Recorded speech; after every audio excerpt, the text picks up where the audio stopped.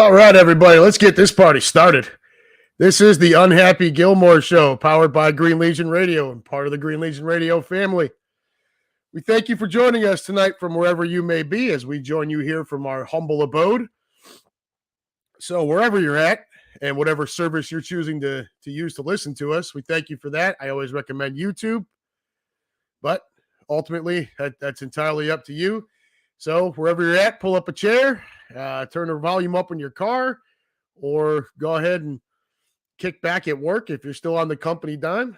And we'll try to entertain you here for the next hour or ish as we wrap up day 3 of this week's hostage situation and put an end to it, and look forward to tomorrow, Friday Eve. Tomorrow also being an epic Philadelphia sports day, right? I mean, my God, how much better can that get? But if I sound a little off, those of you that follow me on social media, you've seen what's been going on here the last couple of days at my house. Monday, I got up, went into work, albeit a little groggy from a little over-celebrating on Sunday, but get up and go to work. My son, Liam, with 103 fever. So my wife and I kind of take turns when the kids are sick. And really, like the boys, Liam's 12, Grady's 15. So unless it's something serious, we're not going to we're not gonna miss work, right? They'll stay home by themselves if they need to. But 103.2 fever was a little more serious than that. So was my turn. I left work early, come home, take him to the doctor, try to get him in his pediatrician. That didn't, they couldn't see us till like 4 or 5 that afternoon. I said, I can't wait that long. This kid's fever's through the roof. You out of your mind? So we go down to the urgent care right down the street from his pediatrician. And sure enough, they test him. He's got the flu. Now, he didn't test positive for COVID, thankfully, but the flu. So prescriptions and whatnot. Well, throughout the day on Monday, I started to cough. And I'm thinking, well, maybe I'm a little run down from the over celebrating on Sunday. I did have a few cigarettes while I was drinking, but it got worse. And then by Monday night, I could feel it, the pain in my chest when I was coughing. Now I wake up Tuesday morning and now I've got a fever of 102. So yesterday I'm running off to the doctor. I'm getting checked out. They didn't diagnose me with the flu. I don't really know how, considering my symptoms are exactly the same and the timeline is pretty much the same. So it's, and we've been down for the count for a couple of days. Now, I had already told my work that I was going to miss, obviously the rest of Monday, and I was going to take Tuesday off to be with my son. My wife would take Wednesday off today. And then everything would be back to normal on Thursday. Well, then I ended up getting sick. So here we are. So I can see my the way I appear to you guys on here. That is a sight to behold, isn't it? I can tell my voice is raspy. It's from all the coughing. It's been a tough week. So health or lack thereof has been the theme this week here at the Gilmore abode. But we're both back to work and school tomorrow. I intend to stay the hell away from everyone and just, kind of handle some paperwork crap and keep a mask with me in case anybody does need to come talk to me. I certainly don't want to spread any of this. The show tonight was supposed to be at the back porch. I get sick, certainly not going up there. To spread this around. I don't want to get my buddy sick and I don't want to get anybody else sick there either. We were supposed to have a big night tomorrow night. Now that especially with the World Series getting pushed, so you're going to have, the Phillies' first pitch is 8:03 every game, and I think kickoff on Thursday night is 8:15. So it's just going to be nuts tomorrow night, and I can't go anywhere to really do that because I don't want to. I want to make sure I get rest. So, what do we got over here, Keenan? Your alcohol level was different than Junior's. No, that had nothing to do with it. I'm trying not to laugh so much because as soon as I start laughing, I start coughing. And so if I end up having to mute for a minute or two or whatever, just bear with me. We'll kind of fumble our way through this. It might not be an hour tonight, y'all. I've said that a bunch of times before, and it always ends up being an hour, but you can hear it. You can see it. I'm a little rough, so I'm here for it though. As I have been the last, well, let me hop over here. You got a bunch of people already in the room. Keenan already busting my stones. Desi from the Bronx with the best breakfast this side of the Mississippi River. Hoping the Gilmore family feels better. Thank you very much. I'm hoping nobody else gets sick. I'm hoping it stays to just Liam and I and doesn't spread to my wife or my daughter or my oldest. Lord knows my oldest can't really afford to miss any school considering his grades right now. Lou Dominguez, how you doing, bud? Hope everyone feels better. Thanks, brother. I appreciate it. We're on the mend.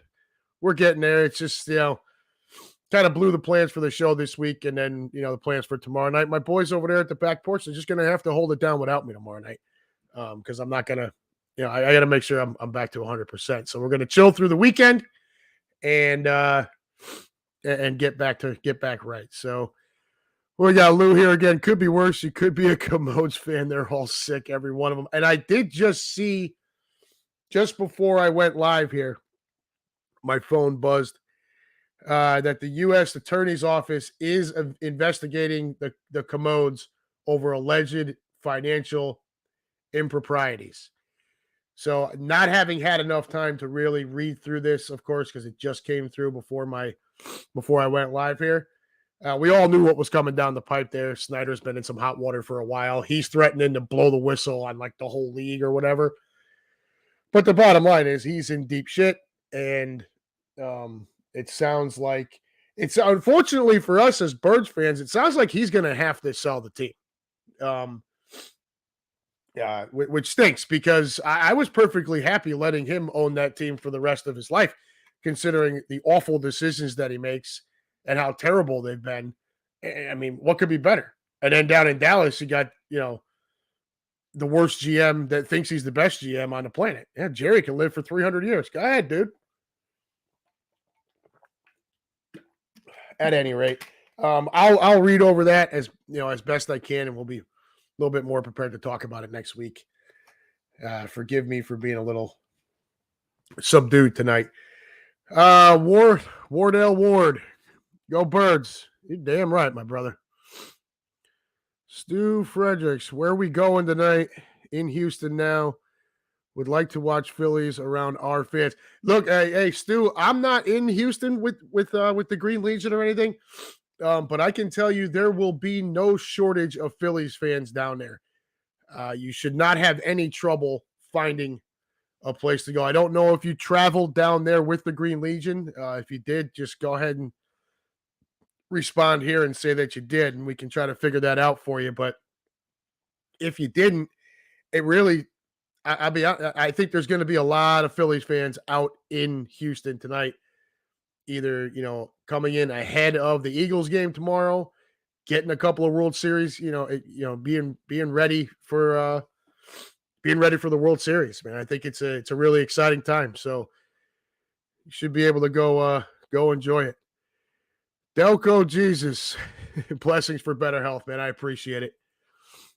Stu says you traveled separately. Okay, well, I mean, look, man, there's not going to be, like I said, you should not have any trouble finding Birds fans and Phillies fans. Houston's a very big city. It's very transient. I'm quite confident there will be a ton of Phillies fans out. I'm not exactly sure where to tell you to go because I'm not down there. And even if I was, obviously in my condition, I wouldn't be coming out anyways. But you should definitely be able to hook up with some Phillies fans for the game tonight. And then, good man, if you're down there, dude, good luck tomorrow night. Holy shit, what a time that's going to be. But I want to get to the stuff that I talk about at the start of every show the last couple of weeks, and it's like I said. Stu, thank you very much, man. I appreciate it. Anyone who can hear my voice, anyone who sees this, anyone who follows me on social media, you see all the posts I put up and everything, please help us out. Number one here with Green Legion, like, listen, subscribe, share. Always want to push Green Legion and the Green Legion radio family. For me, out here, we're trying to start a group, trying to get more fans to get together. I know there's a ton of Birds fans in this area. I've been to 2 games where the Eagles came to town here in Cincinnati, and there was a lot of green. And you can't tell me all those people traveled from Philly out here, because it's not like Cincinnati is a big destination city. So I think Quimby didn't even really want to do the trip. He just got enough people where it made it worth it. And it was kind of a bucket list thing to knock that stadium off your list. But I know there's a lot. So I know there's a lot of green living here in this area. And the Back Porch Saloon, Westchester, Ohio, 9626 Princeton Glendale Road, Westchester, Ohio. That's your spot here in the Cincinnati area, right? Obviously I won't be there tomorrow night because I'm on the mend. Mike Solon is the GM of that place. He's a huge Birds fan, huge Philly fan, everything. Again, once we're on the same page, hopefully it's next week that we'll be able to do the show there, and he will join me, and you guys will absolutely love him.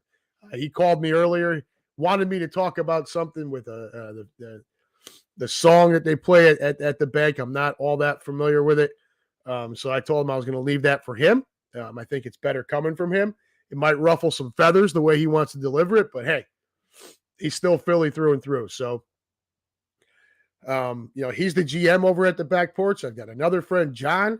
He's a weekly stalwart with us up there. We've got, we've got about 5 to 10 people every week. We want to turn that 10 into 20. Then we want to turn that 20 into 40, and so on and so forth. So anyone who can hear my voice here, anyone who sees this, listen, subscribe, share for the for the Green Legion, but also tell your friends, right? Share this, share the messages, share my Facebook posts. I put them out there public so you can do that. I really, really appreciate it. You never know. You might not be in this area, but you might know somebody who knows somebody who is. And we just need word of mouth. We just need some help. And so I'm hoping you guys and girls can help us out. Would be awesome. Did I miss anybody over here? Missy, hope you all are feeling better. We're on the mend, darling. So it's getting there. Hopefully another couple of days will be right as rain.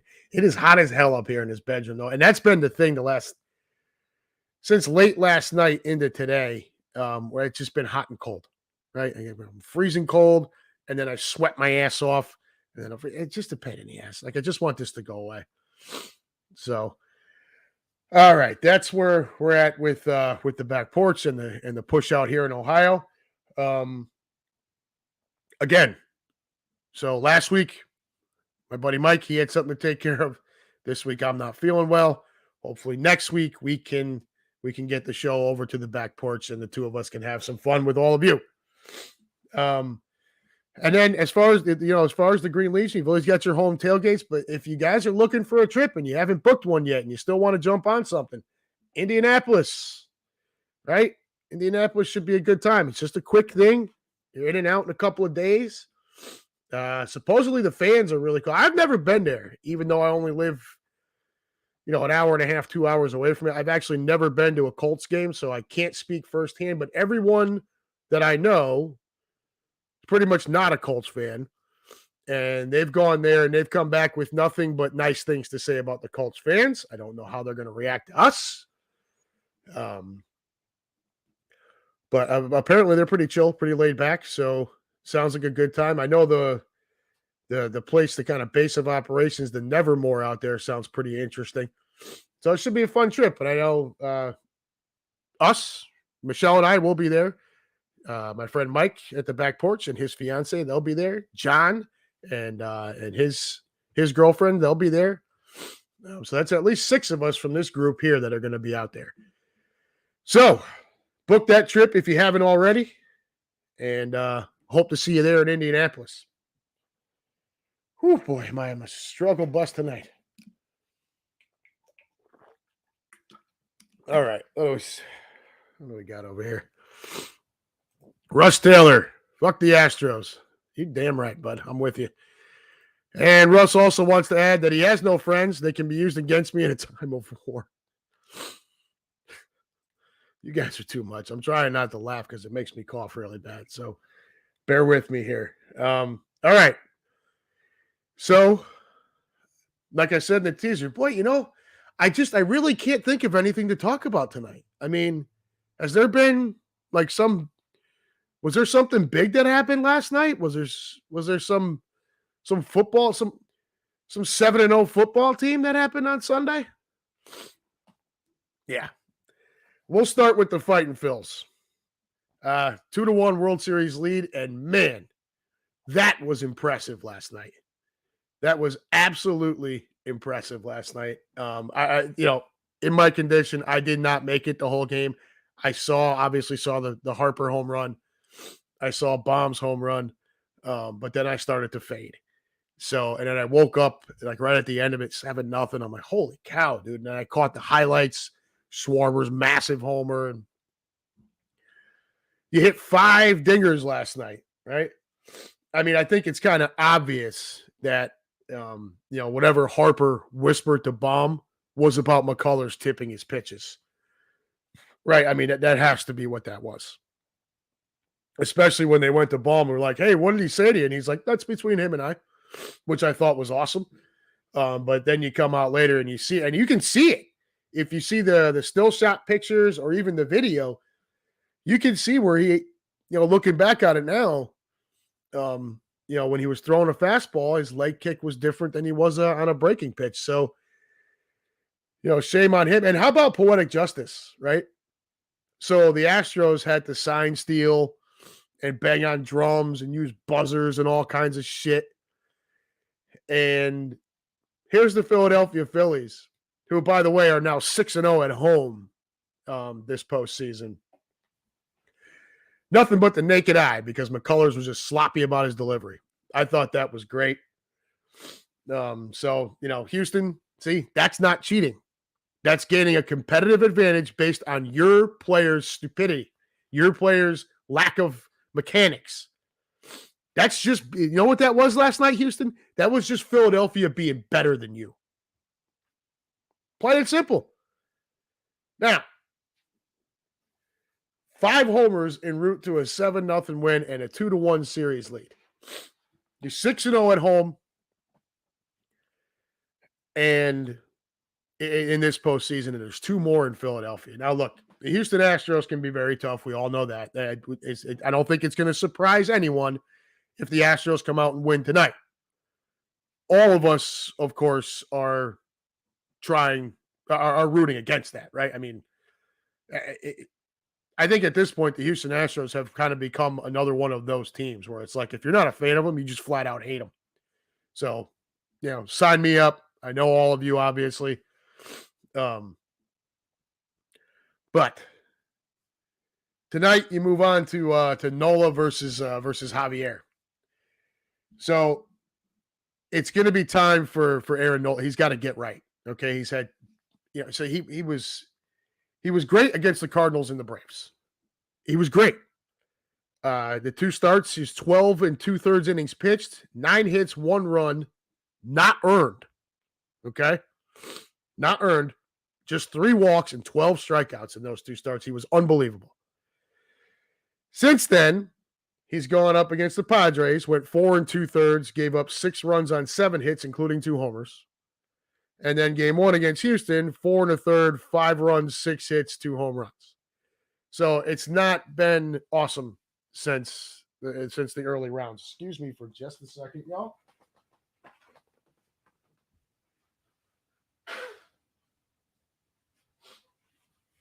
For whatever reason, this whole thing has moved up into my head.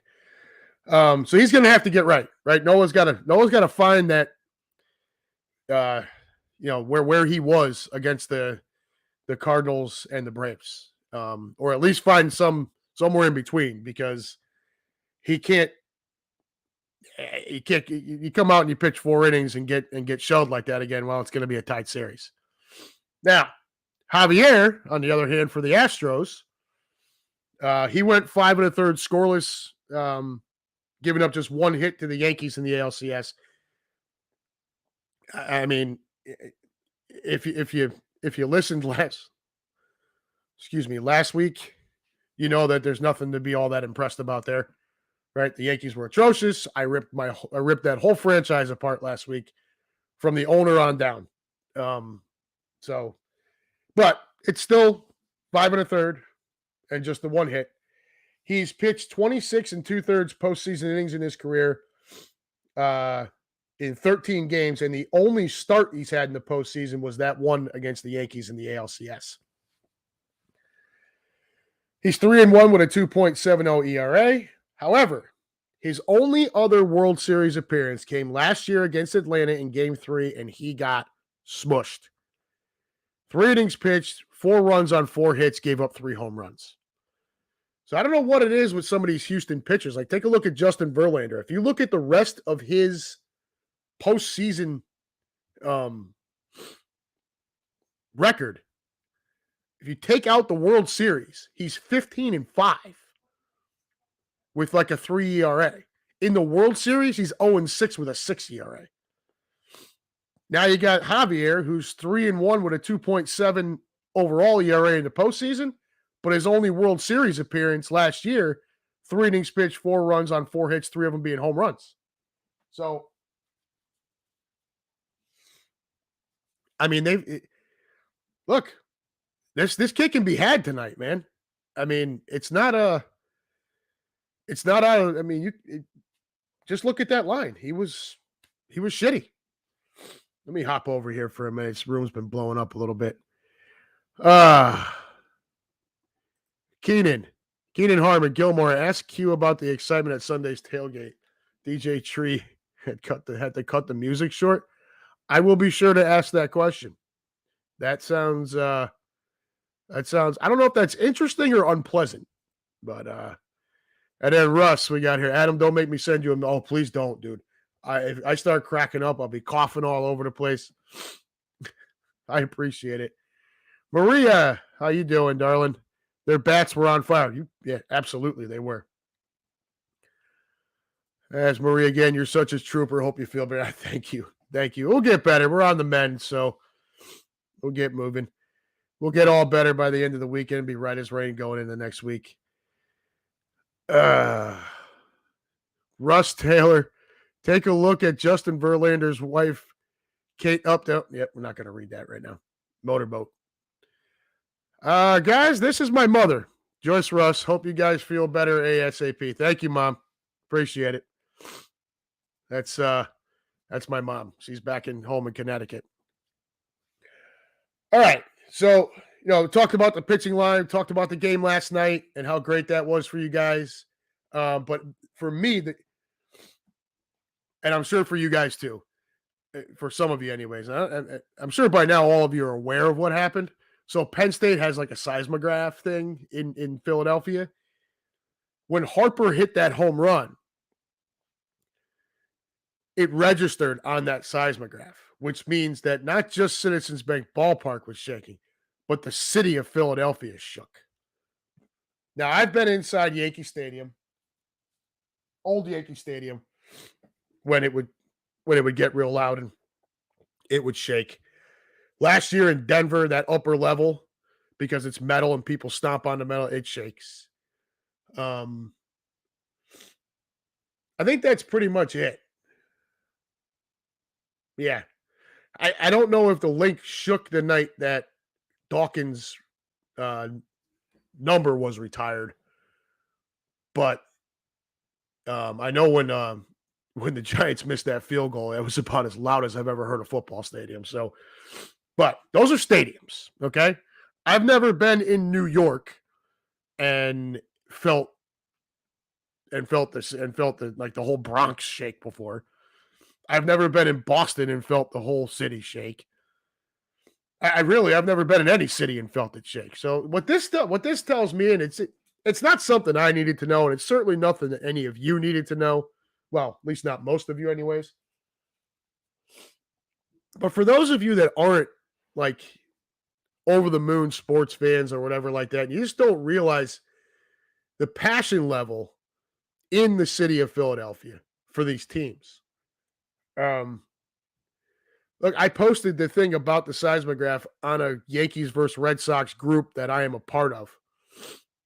Um, and I told them both. I told everybody in there, like, look, us as Yankee fans, you guys as Sox fans, we can argue back and forth about who's more passionate, who are better fans. We all lose out to Philadelphia. Okay. The passion in that city is unmatched, unparalleled. I've never seen anything like it. And last night it showed. He shaked the city on a home run. On a couple of them. I think bombs too. It shook. Excuse me again. I'm sorry, guys.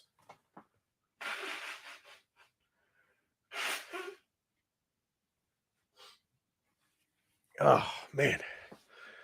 I don't know what was worse, when it was all in my chest or now that it's moved up to my head. So, but where were we? Yeah. The city of Philadelphia. Look, I mean, I've been there 1,000 times, man. And going to Birds games and I mean, I know, you guys know, but Houston doesn't know that. Okay. Fans in St. Louis don't realize that. Fans in LA don't realize that. Fans in Chicago don't realize that. A lot of fans in New York don't realize. A lot of fans in New York don't want to admit it. See, the problem with New York is it's a lot of elitist, right? It's a lot of elitist bullshit. And you have the fact that there are two of everything. Literally everything. There's 2 baseball teams, 2 basketball teams, 2 hockey teams.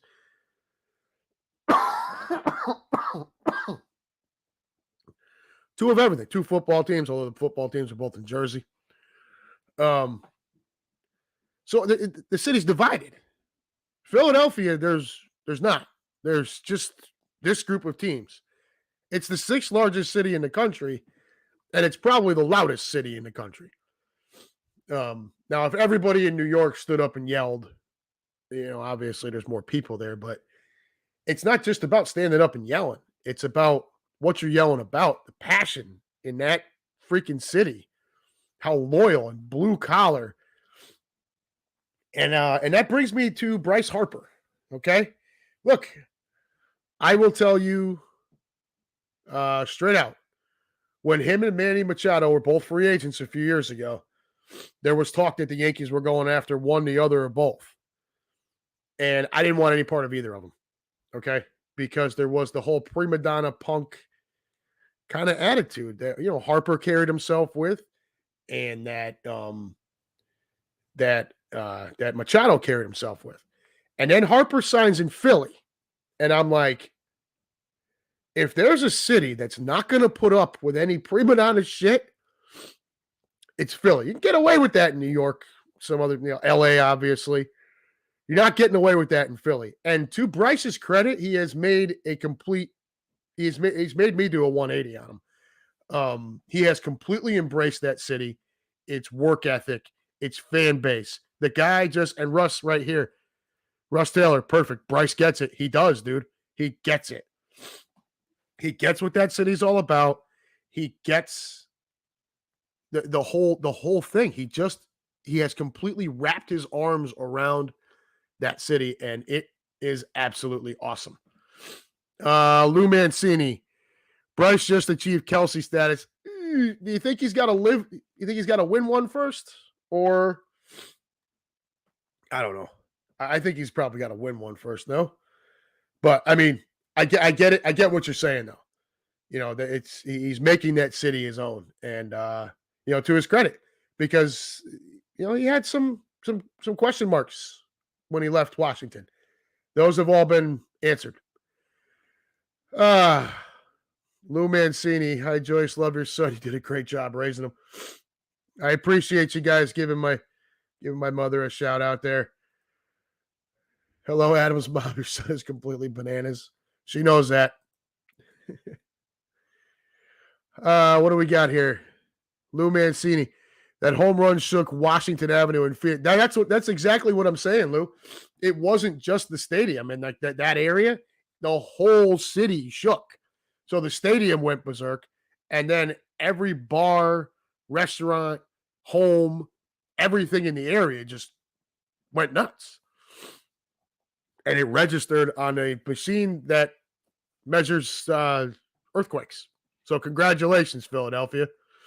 If you want to call it a Bryce quake or a Harper quake or whatever you want to call it, that was pretty awesome. Russ Taylor. People work hard to afford to go to a game in this city. It's a blue-collar city. If you play hard, we'll cheer for you. That's it, man. And he gets that. He gets that. Well, Russ, yeah, it's a Richter scale, but it was the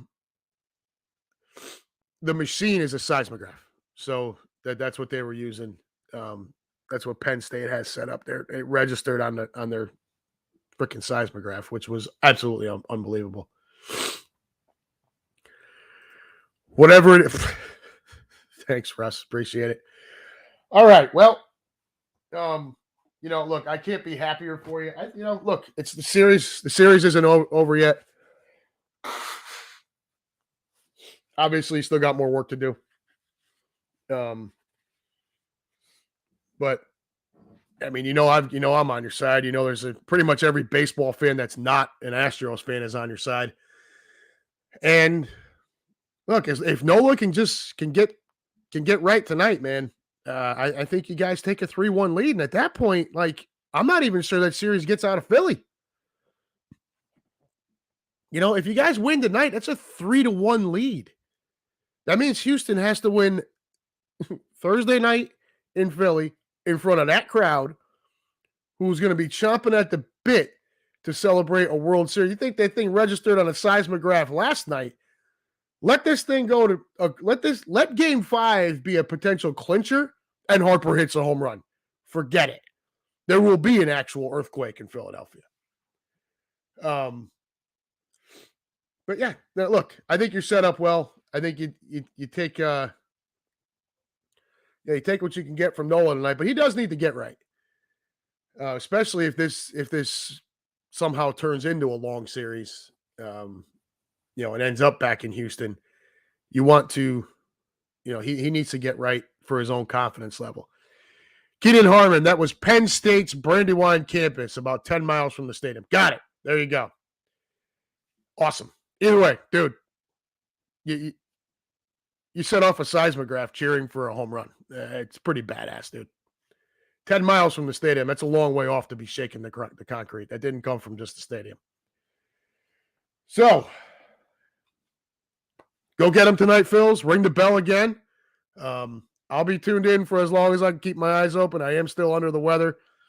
So, I'll do my best, but I'll be rooting for you either way. Now, before we get on to the NFL, just want to touch on college football real quick.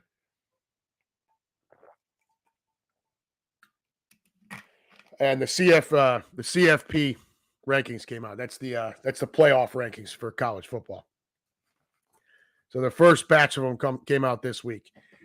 And despite the other AP and the ESPN poll both having Georgia at number 1, the playoff rankings are out, and it's Tennessee, Ohio State, Georgia, Clemson are your 1 through 4 respectively. Michigan and Bama are 5 and 6 respectively, which Michigan and Bama, look, and I'm not going to spend more than just a couple of minutes on this. Then I want to get to the Eagles, and then we're going to get out of here.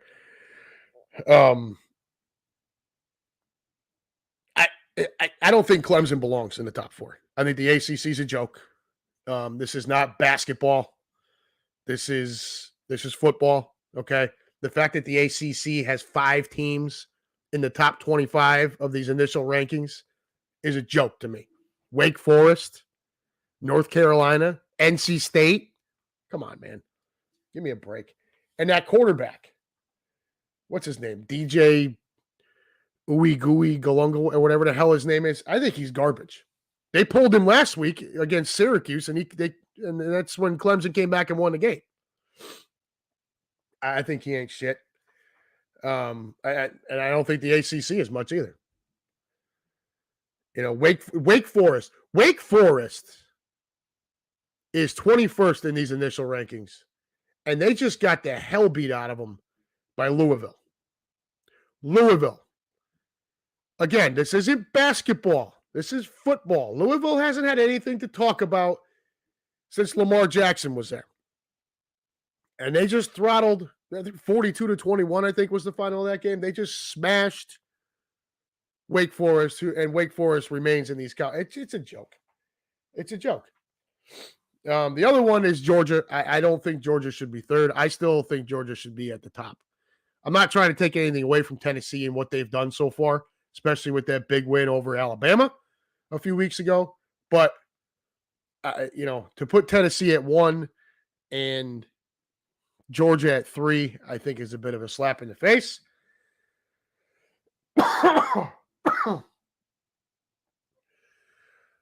And, hopefully for Tennessee, they won't, Georgia won't take it as a slap in the face because those two teams play this Saturday at 3:30. So if you're looking for a college game to watch Saturday, that's the one. It's between the hedges down in Georgia, so that's not going to be a pleasant place for Tennessee to travel to. Games that they normally don't show up for. Florida, they showed up for that one. Certainly Bama was 16 years in between victories. They showed up for that one, obviously. And now Georgia, we'll see what happens with Tennessee. They're certainly talented enough. Their offense is really good. So we'll see what happens there. For those of my fellow Penn State fans, Penn State opens at number 15 in these rankings. And the current bowl projection would have Penn State in the Orange Bowl against, right now, if it ended right now and these projections were what they were, Penn State would play that Wake Forest team in the Orange Bowl. So maybe I ought to watch how much I'm talking shit about Wake Forest if we end up having to play them in a bowl game. I don't believe in the ACC as a football conference. I just don't. I know Clemson had their time at the top when it was, when Deshaun Watson was there, but this kid, DJ, whatever the fuck his name is, he's not that guy. He's not. So that's all that was. And tune into that game on Saturday too, because Tennessee's been a really exciting team to watch this year. Georgia looks like they haven't missed a beat since losing half of their freaking defense to the NFL last year. So, make sure you tune in for that one. It should be fun to watch. I know I'll be glued to it. God, by then I better be feeling a lot better, but I will be laying low all weekend. This whole thing blew my plans for tonight, blew my plans for tomorrow night. And, we're just going to have to, and we were talking about doing something on Saturday for that game and what could be a potential World Series game. But, I'm just going to chill. David Califoot in the room. How you doing, my man? All right. So, nothing else left. Let's talk Birds. 35-13 and looked great again, right? I think what did I have written down here? Hurts so good. They took away his ability. So the only question I had left with Jalen was, could he, if somebody took away his ability to run, right? They spied him or whatever. They stopped him from being able to scramble as much as he's normally able to do. Is he able to then drop back and win us a game with just his arm? Well, I know Pittsburgh isn't the greatest team in the world, but that doesn't change the fact that he did drop back and win that game with his arm on Sunday. Okay, he answered the question. Pittsburgh's defense is not that bad. Okay, I think we talked about some of this last week. Their turnover ratio stinks because their offense turns the ball over a lot. It's not for lack of them getting turnovers. They happen to have a rookie quarterback and Mitchell Trubisky. Yeah, chances are you're going to turn the ball over quite a bit. God, this runny nose, guys. I'm so sorry. Anyways, Jalen goes 19 for 28, 285 yards, 4 touchdowns. So, like I said, if there were any questions about could he do it with his arm, for me, those were answered on Sunday. Okay? I don't think there's anything else to quit now. And you might want to say, okay, can he do it against an elite team? Well, you know what? That's going to have to be a question that gets answered when we play one. Unfortunately, look, he performed well against Minnesota. And Minnesota is only one loss was to us. So look, to me, he's answered all the questions. I'm not I'm not questioning Jalen anymore. It's, especially when you look at the second two touchdowns that he throws to AJ Brown. The first one, he just kind of put it out there and said, AJ, go make me a play, which I don't have a problem with that. I think you should do that. Get the ball out there and let your playmakers make plays. The second two were dropped in a bucket. Just beautiful passes where only AJ could reel it in. I mean, it's just unbelievable. Jalen was deadly on Sunday. And speaking of AJ Brown, look, if there are still any morons out there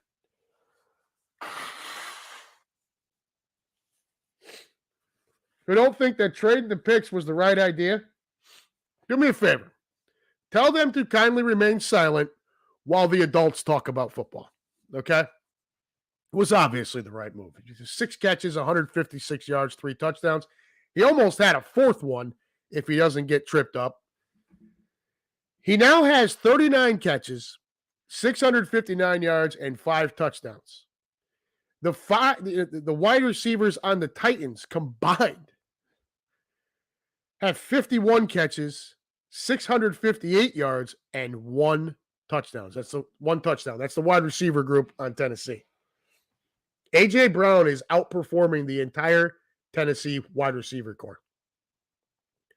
So, again, like if you're still questioning any of this, shut up, okay? Just shut up because you're just going to sound like a fool. And like I said before, if you're questioning any of it, and you think some of it was a bad move, please sit back and be quiet while the adults discuss football. All right, let me hop over here for a minute. David Califoot, what do you got here, bud? Guys, how we doing? Let's go. Made it back after that 17-hour drive. Still have 3 kids. Lou. Yeah, I know how that goes, Dave. Long time in a car with the kiddos can be rough. All right. Okay, yeah. So we'll move on from it. I would have liked to see a better running game against Pittsburgh, but that just wasn't the story. And Pittsburgh, to their credit, they did a fairly decent job of holding us down. We still had 111 yards total, 78 and a touchdown from Sanders. But outside of Miles, there just wasn't there. Not a whole lot there. I think Jalen only had 2 carries for 10 yards. So they took away that. To their credit, they took that away. And Jalen just said, all right, yeah, no problem. I'm just going to take whatever you're giving me. And if you're taking away my ability to run, that means somebody's open. And he's just going to take advantage of it.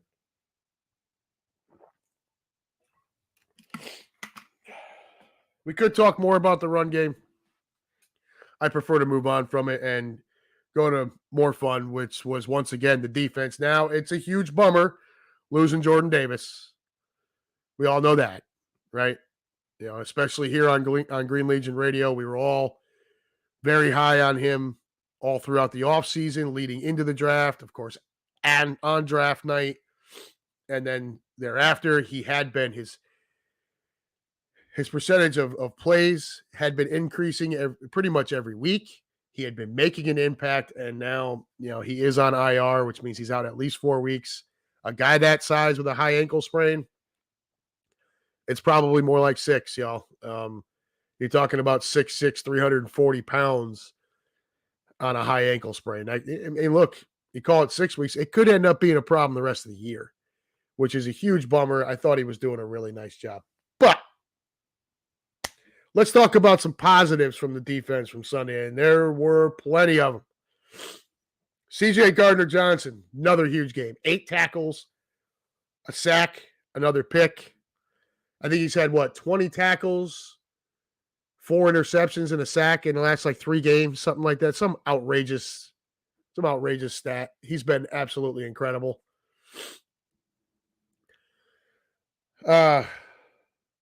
Hargrave, 8 tackles and 2 sacks. And then Reddick, Milton Williams, and Marlon. Look, guys, I'm not even going to try to pronounce his last name right now in the condition I'm in. All of them with 1 sack each. Avonte Maddox with 6 tackles, a forced fumble, and recovered that fumble.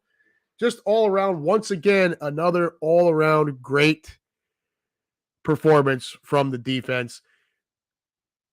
We did give up 144 on the ground, which, that was a little alarming. Not used to seeing that. Especially because we were up in the game. When you get up, you expect to give up more passing yards, right? Like, you're not going to give up so much on the ground. There was only 198 through the air. But, another 2 turnovers where we didn't turn it over at all. Despite the 144 on the ground, contained Najee Harris to just 8 carries for 32 yards. Again, the only bummer, of course, losing Jordan Davis, right? Yeah, and it's I think we as a family, Green Legion Radio family, which includes all of you in the room, everybody who listens every week, I think we feel that a little bit more of a bummer based on, just all the hype that we had for that kid. Again, leading up to the draft night where the Green Legion had that awesome show. And then from there going forward, we've been talking about him every week on pretty much every show. So it's a bummer.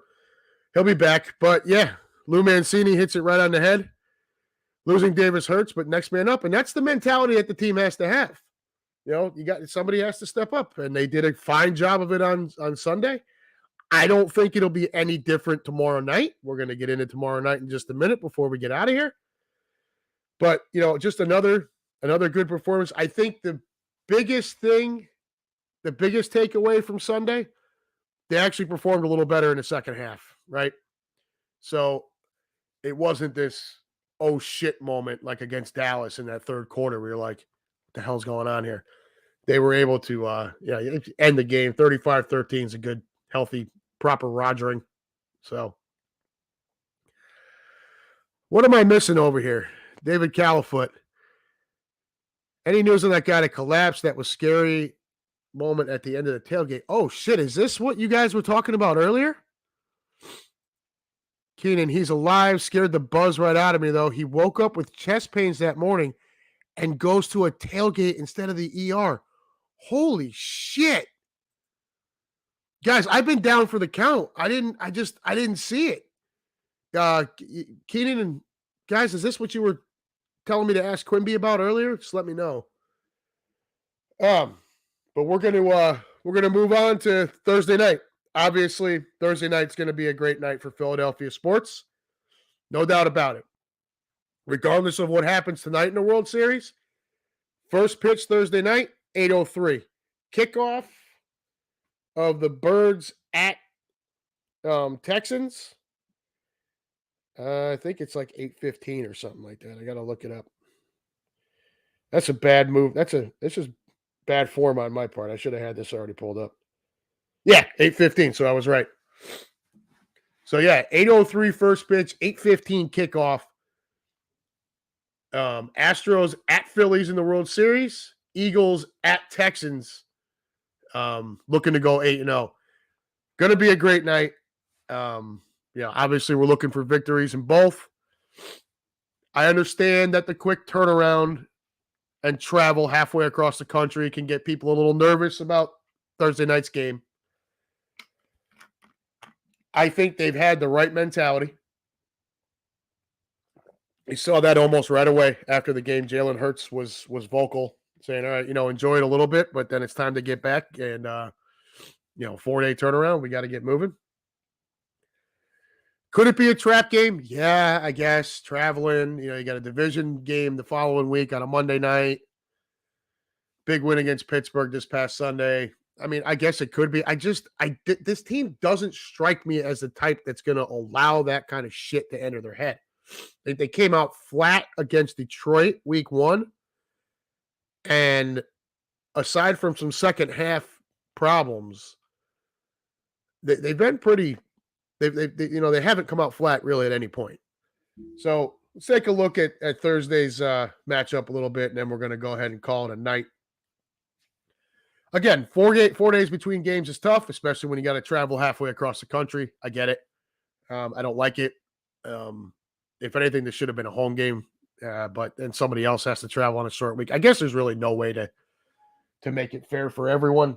God, man, I am so sorry with this freaking runny nose.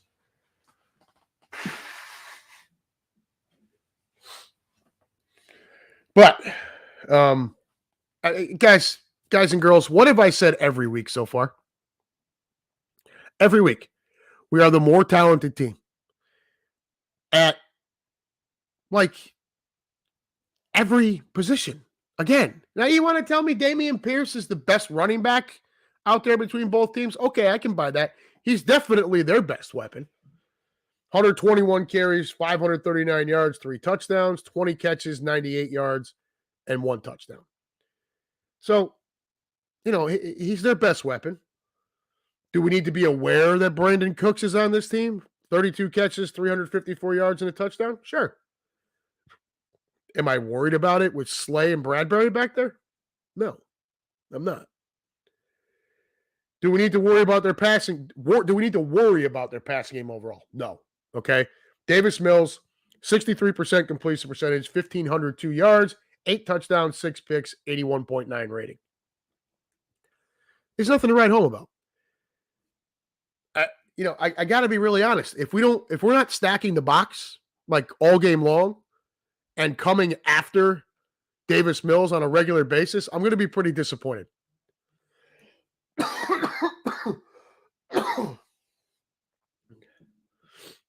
On the other side, guys, their defense just plain stinks. There's no way to sugarcoat it. They give up over 400 yards a game. I believe they're 30th in the NFL, 29th or 30th in the NFL in yards per game allowed. They are middle of the pack against the pass, kind of that, you got 32 teams, so 10, 10, and 12, whatever the hell way you want to look at it, or 11, 11, and 10, whatever. They're kind of in the lower portion of that middle tier against the pass. Against the run, they give up 186 rushing yards per game. That is dead last in the league, and it's dead last by 30 yards per game. Worse than the Bears. The Bears give up 156 per game. I just, when you look, and again, I get it, the travel, the short week, all of that stuff. I get it. But I just don't see an area in this matchup where the Texans can exploit anything. Even with Jordan Davis going down, like Lou said before, it's perfect. Next man up, right? You got to do what you got to do. There's just nothing there. Brandon Cooks again. Pierce, don't let Pierce beat you. That would be the thing for the defense. You make Davis Mills beat you, and he's not going to. Right? Stack the box, take away the run. Eventually, and our offense is going to score points against that shit ass defense. And eventually, it's going to be such a big lead that you'll be able to just pin your ears back and come after Davis Mills all game long. I don't see it. I could be wrong. I don't see an area where Houston has a path to victory. They're just not a good football team, and we are. We're more talented at pretty much every position. Again, you want to tell me Pierce is the best running back on the field when both teams are out there? I can get with some of that. But every other position. I mean, Jalen Hurts is light years better than Davis Mills. Our offensive line is better than Houston's. Our wide receiver core, it's not even a contest between us and Houston. Hell, Quez Watkins might be their number one if he was on their team. Tight end, Dallas Carter is the best tight end on the field when both line up. And then defensively, position groups, again, it's not close. Look at the numbers I just gave you for their defense. Houston's defense is horrible. Ours is top 5, top 10 at worst. They average giving up 22 points a game. Doesn't sound like a whole lot, but, we don't give up a whole lot either. So, look, I'm expecting Thursday night to be another Eagles victory. I've said it every week, and I'm not changing my stance. We're the more talented team. And when you're the more talented team, coaching staff needs to put their players in position to make plays, right? The game plan, the scheme to be successful. And then the players have to go out and execute. Shouldn't be a problem Thursday night. And the guys are going to be tired and everything, but they just, the thing you got to look at too is they are going to be coming out there guns blazing because they know there's going to be a little bit of extra time to chill because after Thursday, we don't play again for another 11 days.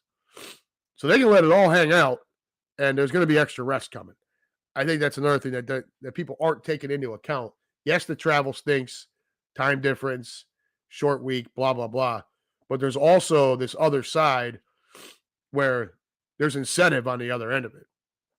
You go out there on the short week, on the half across the country travel, and smash Houston Thursday night, Sirianni's not going to force you back into the film room right away and have you out there hitting and practicing right away. Now, you go out there and lay an egg, chances are it's going to be a rough 11 days.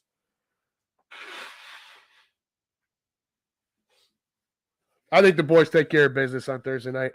And I think the Phillies, look, I would love for you guys to get to see your Phillies clinch that World Series at home, at the bank, in front of the home crowd. It's always better when the team winning the World Series wins it at home. I feel like it's more exciting. And for Philly, I think it'd be fantastic. If I was a betting man, I'd still bet that Houston's going to find a way to win one of these next two and bring the series back down to Houston. But been wrong before, right? Denver, Indianapolis, we've gone through that. I'm not rooting for Houston to win anything. I'm just saying they're a pretty good team, and it's a strong chance they're going to figure out how to get one of them. If Nola gets right tonight, though, and you go up 3-1, I think that changes everything. So, all right, guys. Thank you for bearing with me and all my blowing nose and coughing and sounding kind of haggard and being a little out of it. And you guys are the best. It's we're gonna get out of here and get some rest. So I head back to work tomorrow to avoid everyone that I work with, which works for me. I don't really like to talk to any of them anyways. So I'm kidding if any of you are listening. All right. This has been the Unhealthy Gilmore show again this week. Powered by Green Legion, part of the Green Legion radio family. You guys are the room. You're always the best. Keenan, Lou, Russ, David, Missy, Maria, my Mr. Lewis, my mother for stopping in. Who else am I missing in here? I know I'm missing. So Stu, Delco, Wardell, Desi. Yeah, you're all fantastic. And Michael Gaspard. Let's get after it. You're damn right. All right, y'all. Before I fall over here, I am going to wish you all a very good luck tonight, tomorrow. And I'll be checking on you on social media. Y'all can check in with me.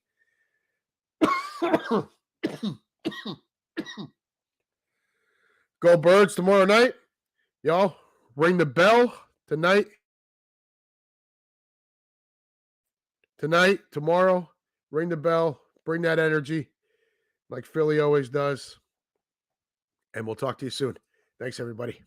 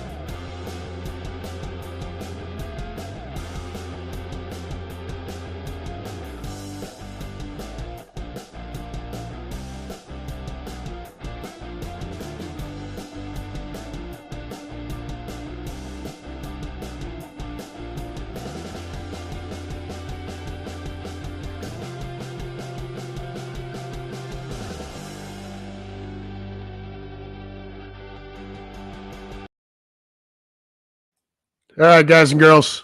Y'all have a great weekend, and I will talk to you soon. Thanks again for coming in.